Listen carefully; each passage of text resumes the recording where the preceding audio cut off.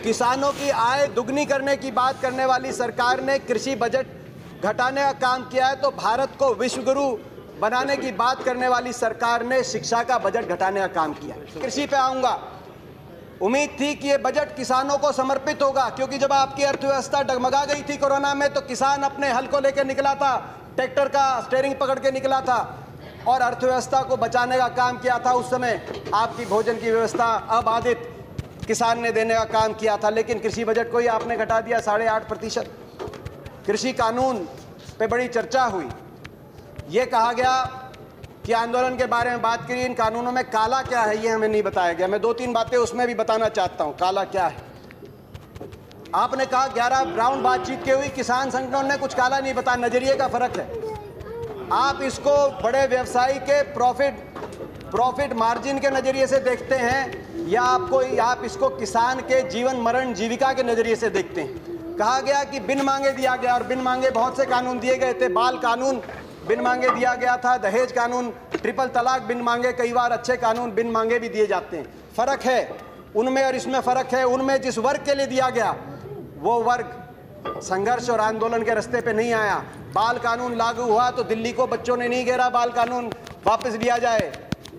आपने कहा मंडियां, अनुराग जी ने कहा मंडियां खत्म नहीं हुई।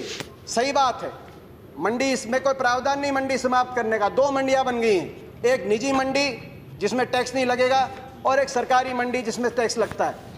2 मंडी, एक देश एक विधान, एक देश एक संविधान, एक देश एक निशान, एक देश एक चुनाव, एक देश एक मार्केट। तो एक देश 2 मंडियां क्यों? किसान ही क्यों मिला आपको? एक मंडी। और ये जो टैक्स आप कह रहे टैक्स मुक्त कर दिया, टैक्स कौन देता है? खरीदार देता है इन मंडियों में टैक्स, किसान नहीं देता। पंजाब में 6.5%, हरियाणा में 4% और सरकार को देता है। और हरियाणा पंजाब का ग्रामीण इंफ्रास्ट्रक्चर अच्छा क्यों है? हर गांव में अच्छी सड़कें क्यों हैं? क्योंकि ये जो टैक्स जाता है ग्रामीण इंफ्रास्ट्रक्चर और इन मंडियों के और किसानों के विकास के लिए इस टैक्स का इस्तेमाल होता है। इसीलिए आज पंजाब हरियाणा सबसे आगे है। फिर बात आई कि एमएसपी खत्म। प्रधानमंत्री जी ने कहा एमएसपी थी, है और रहेगी। ठाकुर जी ने भी कहा कि कोई है किसमें दम जो बताए कि एमएसपी चली जाएगी। सही बात है, एमएसपी थी, है और रहेगी।